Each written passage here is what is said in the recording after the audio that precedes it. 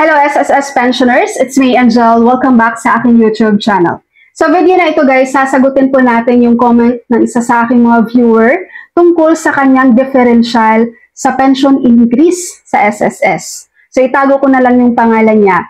Sabi niya, magtanong lang po ako, as February 10, 2025 to September 2026, nag-18 months advance lump sum po ako.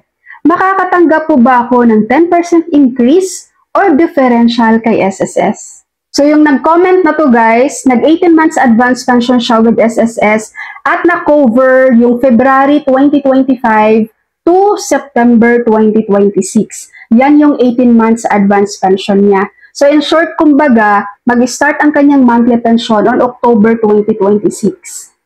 Yes po, babayaran kayo ng differential ni SSS. Meron kayong differential sa kanila doon sa mga buwan na nalagpasan dahil kayo ay nag-18 months advance pension. So dahil nag-18 months advance pension ka ng February 2025, dapat nitong September 2025, kasama ka na sa increase.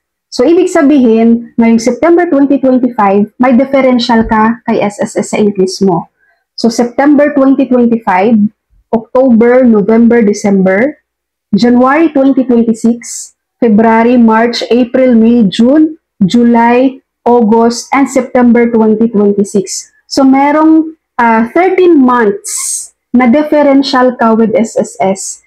Merong 13 months na differential sa'yo si SSS na babayaran ka doon sa increase mo dahil nag-18 months advance pension ka. So, ipagpalagay po natin ang yung monthly pension with SSS is 5,000 pesos. Tapos, ang differential sa'yo, since 10% ka, no, retirement pensioner, so meron kang 10% dapat na increase ngayong September 2025. So, may differential ka na kay SSS na 500 pesos monthly. Eh, kung 13 months yan, so 500 times 13, so merong 6,500.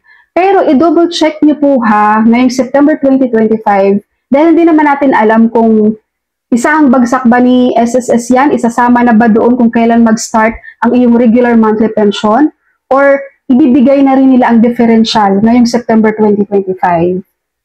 So i-check niyo pa rin ang ATM niyo kung ibibigay ba or may laman ba yung ATM niyo sa mga nag-18 months advance pension. Kung may laman yon, ibig sabihin yun na yung differential nyo para sa September 2025 na increase.